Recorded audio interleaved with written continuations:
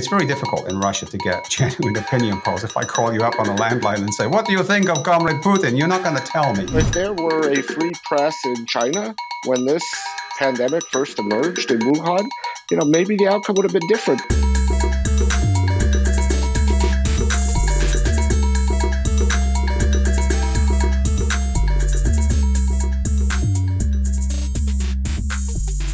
Welcome to the 11th episode of the Media Jungle video podcast. I'm your host, Alex Ragir. We're back for a new season. We'll be coming to you every week to break down the business behind the news industry, technology, and the creator economy. In this week's episode, we're joined by Joel Simon and Robert Mahoney, two guys who have been studying the censorship evolution over the pandemic and for years defending press freedom as the directors of the Committee to Protect Journalists. Their new book is called The Infodemic: How Censorship and Lies Made the World Sicker and Less Free. We're going to get into how this has played out in the US, how it's played out in Russia and Ukraine, and how it's played out in China. But first, censorship has changed. It used to be the government scaring you into silence. Now there's social media platforms, troll farms, bots, fake news, shadow banning. Nowadays, censorship is noise, screaming and yelling in every direction. Steve Bannon calls it flooding the zone with shit. So even if you find the real news, it's kind of messy. Joel, Robert, thanks so much for joining us. So great to be with you. Yeah. Russia, their propaganda machine is at full throttle. We're seeing what information control is in this era. What do you think about what's happened with Russia since the invasion? And now it looks like the polls at least are showing that Putin's approvals ratings are up. I don't know if that's real or not. For me, it's very hard to understand what's really going on. Russians, most younger ones that have access to Telegram and other channels, knew this was going on. But the bulk of the Russian population, which is a demographic middle-aged and older, get their news from television. And television presented everything as hunky-dory in Russia during the pandemic, just as it's trying to do through Ukraine. So that was a classic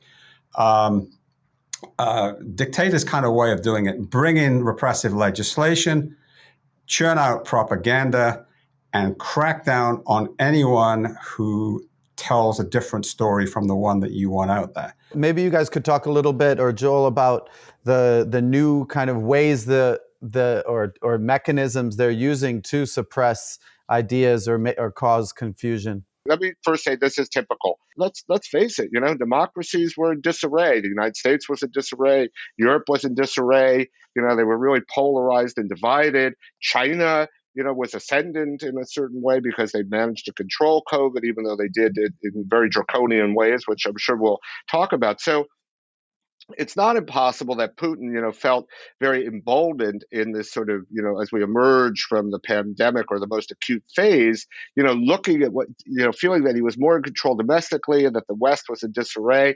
And he'd obviously wanted to go into Ukraine for a long time, but maybe he calculated that this was the right moment because of the sort of post-pandemic reality. I wouldn't say post, but, whatever phase of the pandemic we're in. And we may see other surprises like this because Rob and I judge that, like many authoritarians, feel very empowered by the way things played out during the pandemic, and they perceive the leading democracies as as weakened and more divided. Is there anything that was like the most kind of surprising thing or alarming thing about that's happening right now now with the war? Well, I think that, it's the cynical exploitation of people's health, which gets me.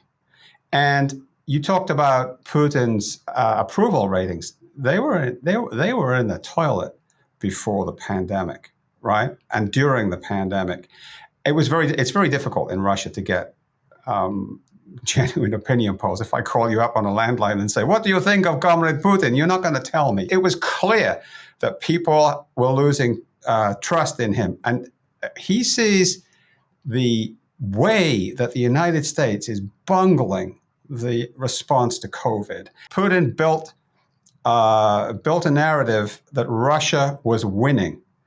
And when it suited him, he would say, for example, if Viktor Navalny, the dissident, wanted to have hold a rally or a demonstration, no, you can't gather because of COVID restrictions. But at the same time, he got 80,000 people put into a football stadium and held a rally to laud Russia's response and the rollout of the first vaccine, the Sputnik V vaccine. So, he was able to use the disarray in the West to bolster what he was doing as something that showed how good the Russian system was. And rolling on that, he was able then to reach these great heights in Ukraine of popularity by, again, building a narrative that everybody is out to get Russia, and we have to stand strong. And so Putin has come out of this pandemic and this misadventure in Ukraine, in his terms, as more popular. Whether he's stronger is a different matter. It's a sad moment for journalism over there. Oh, yeah.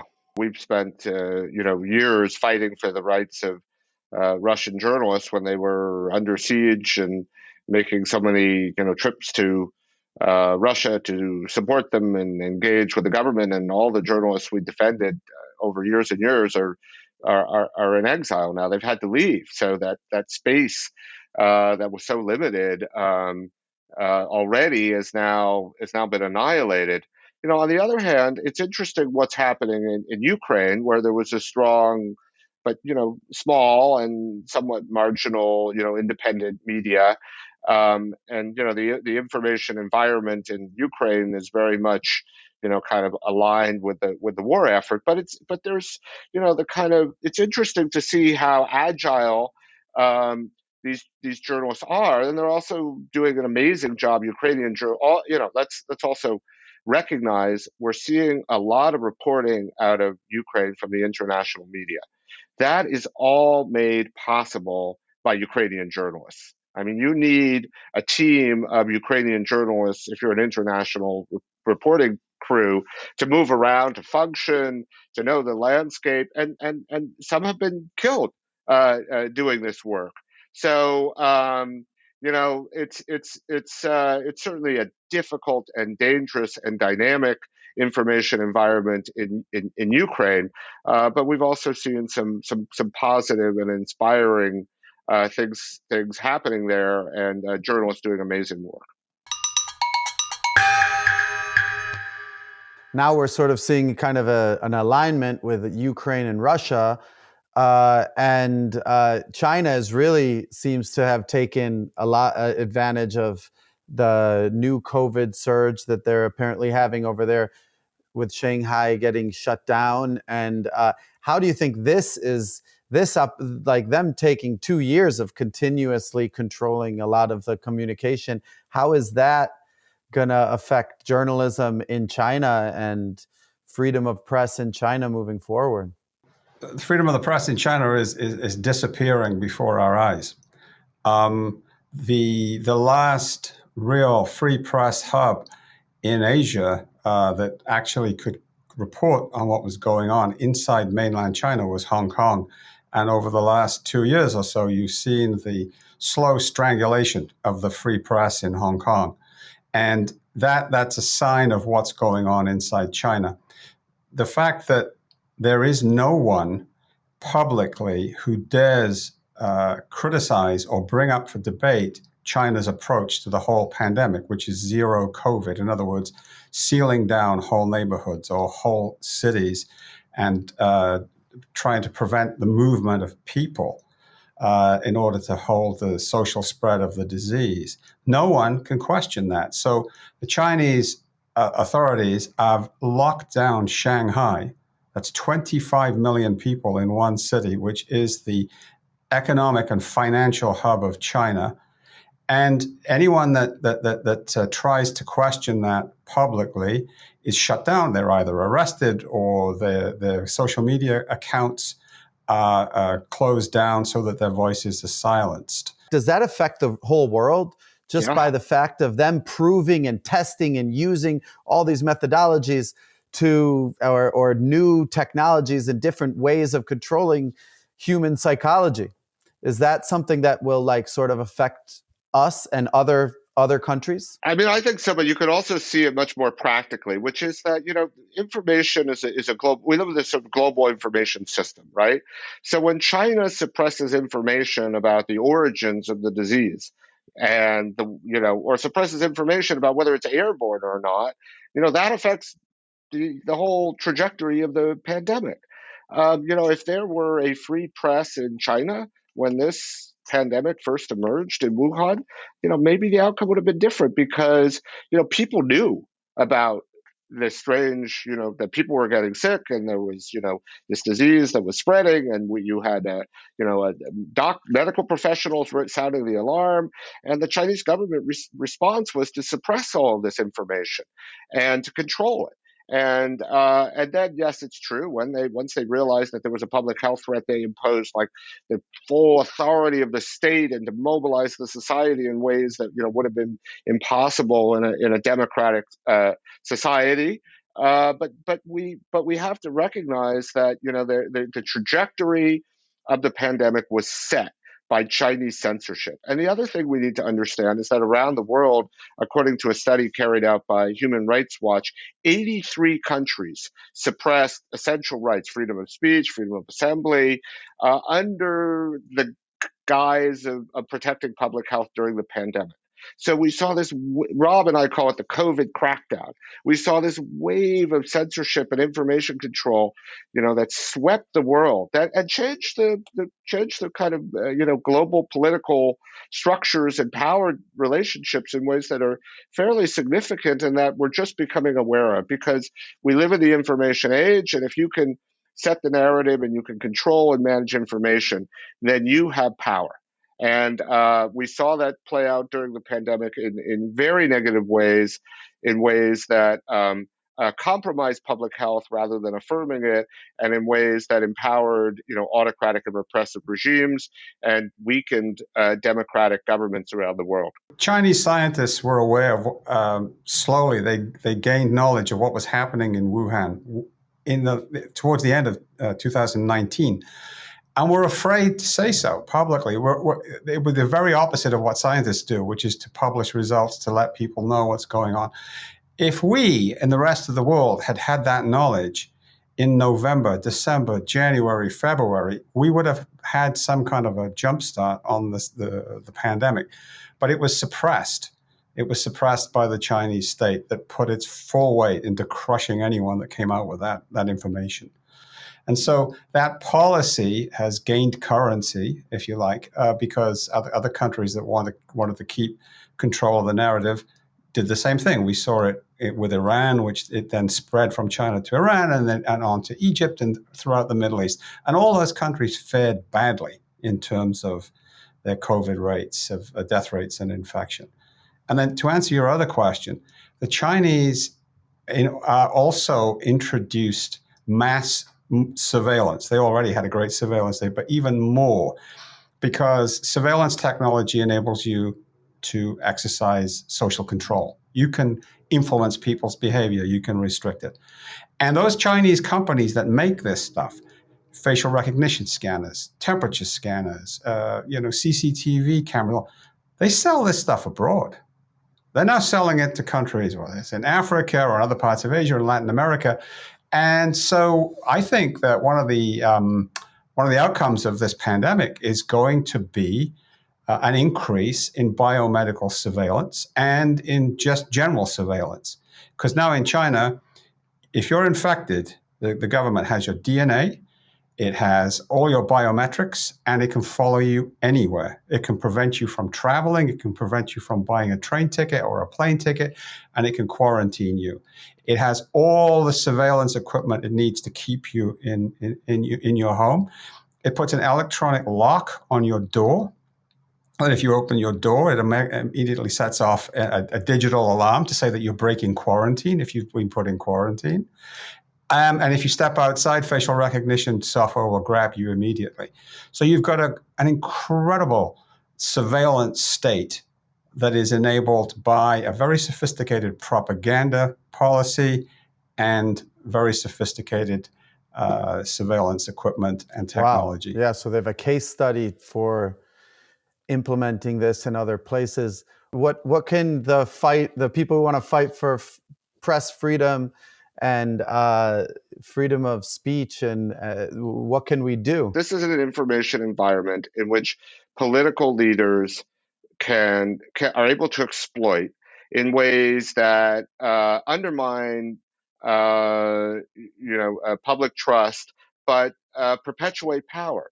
So I think if you're a concerned citizen, we need to find a way to break that cycle. And that means, if you live in a democratic country and you have the opportunity to participate, it means ensuring that, we have leaders who act in a responsible manner. And instead of using these powerful new information tools to divide and polarize us, regardless of the consequences for our society and our health and anything else, try and find ways to have a public square, a public dialogue, a public debate, a political debate that is healthy, and where differences are recognized and engaged with, but not exploited. So there's no magic bullet here, but I do think the path to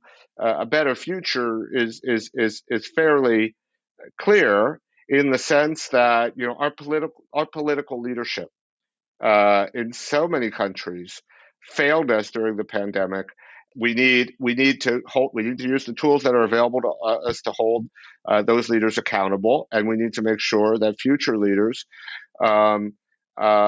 use these technologies to manage and ensure a healthier public discourse.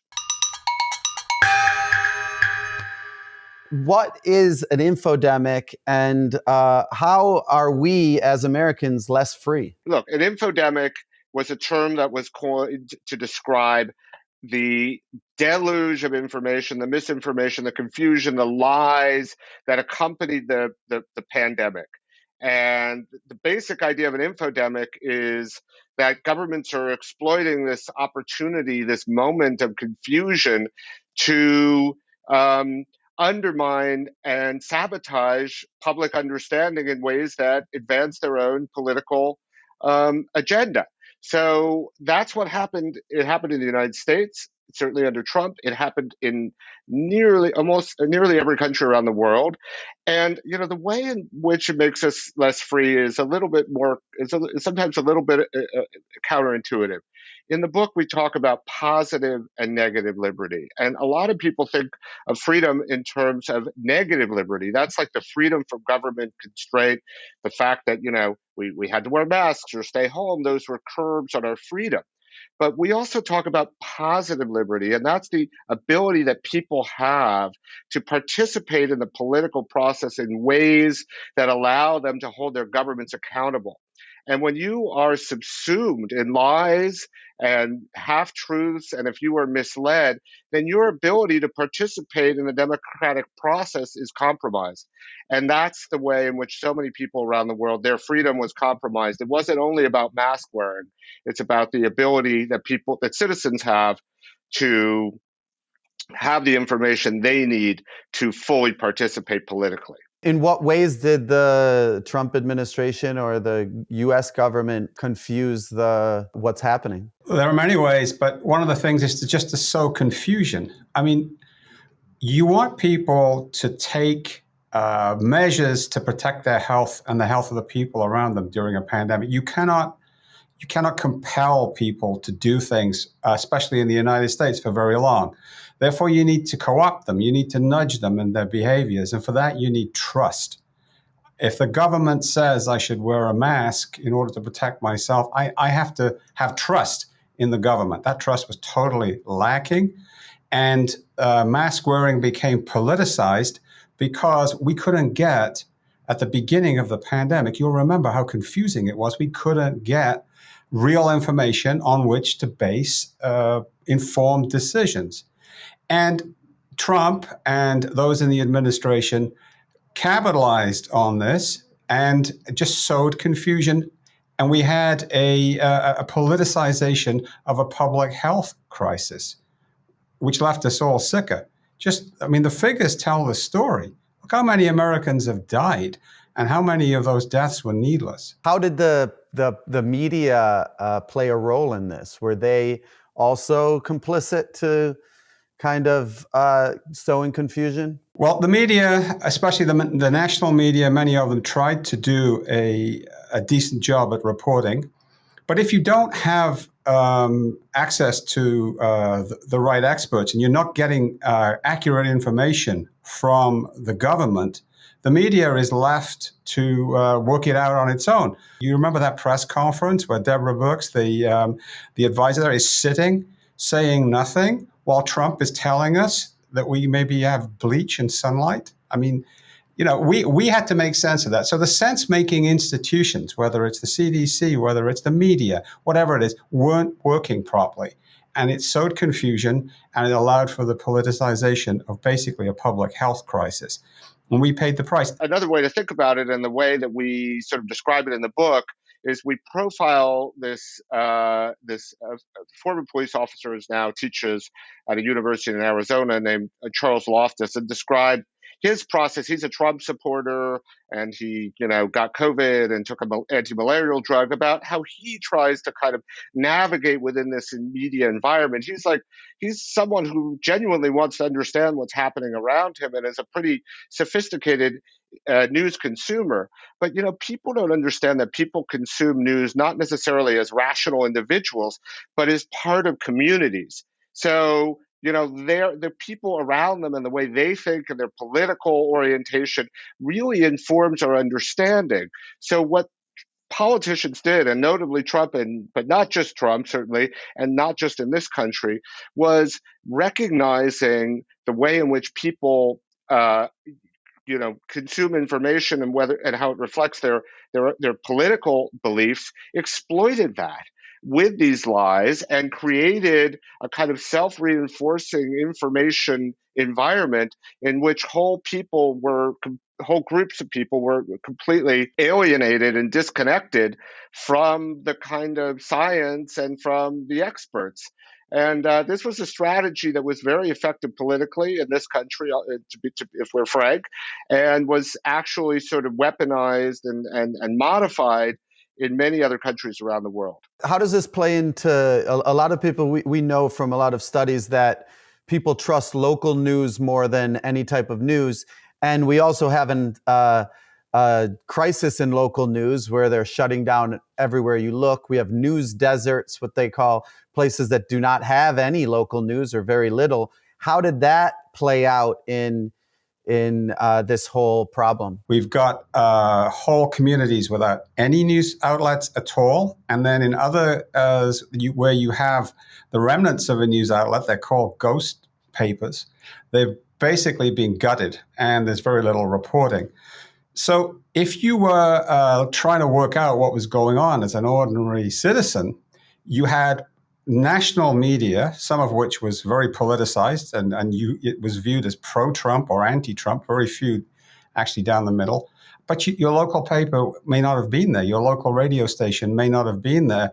And that's where, in those communities where there was a functioning local news outlet, they were able to give down the middle kind of news about, mask wearing or where you could get vaccines when they came in. Basically actionable information, the kind of stuff that people want, coming from people that lived in their community. And there was this element of trust. Because in the end, what we show in the book is that without trust, you cannot effectively handle a pandemic. And local news organizations build that trust over years because the reporters come from the community where the readers are. You're all in that together. And this pandemic showed up exactly what is happening. We look at those. We tell the story of a newspaper just across the border in Tijuana, Mexico, which did do really great reporting, which which went against the official narrative of how bad the pandemic was and how many people were dying. They sent people to the morgue to count bodies. They sent people out into the streets to build a counter-narrative to the official one.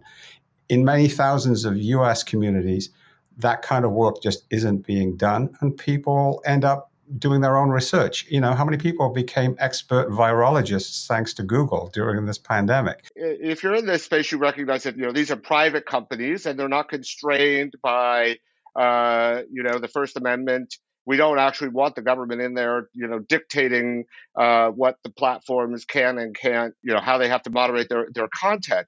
But the reality is they are way too powerful. They're extraordinarily powerful, and a lot of information circulating on these platforms is highly damaging to public health and democracy. And so, there's a kind of expectation that they'll intervene in some ways to manage the information in a responsible way.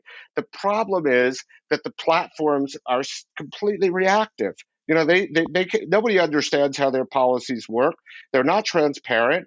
They can't articulate and explain how they make decisions. They seem to respond to public pressure. One day they have one framework, another day they have another. They are inconsistent in their application of human rights principles. They have different standards from one country to another. It's all a big mess. So, the feeling that people have that the platforms, are moderating content, I think in terms of, what they should, their sort of responsibility that they have, they should be moderating this content in a more effective way. The problem is that they're just doing a lousy job, and this really, had an impact during the pandemic.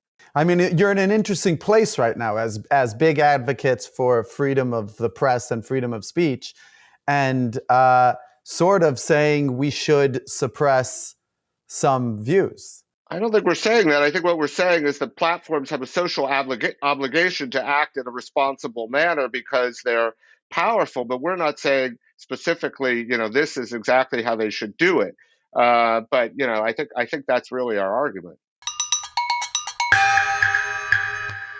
Well, I commend both of you so much for doing this important work and trying to figure out what happened. I think you're really touching on something that a lot of people are feeling, which is just what just happened over the past 2 years.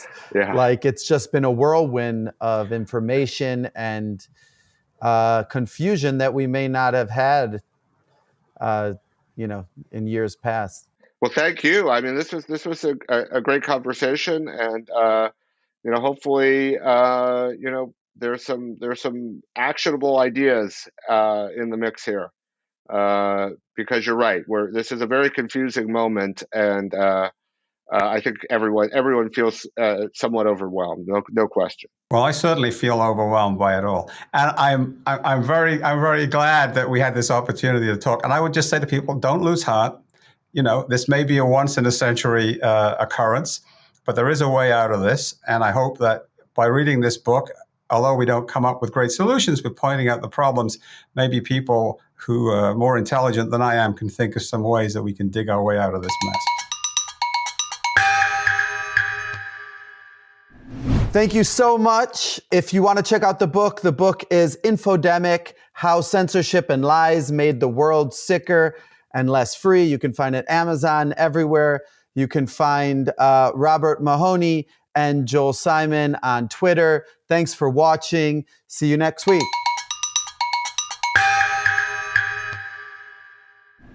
Wow, you made it to the end of the video. I'm glad you liked it. Please like and subscribe so the YouTube algorithm will show our videos to more people. Also join our Substack newsletter for exclusive updates, or if you're on the go, find us wherever you listen to your audio podcasts. Click on one of the links to find our next video, and also check out the links below for more information. Thanks so much for watching.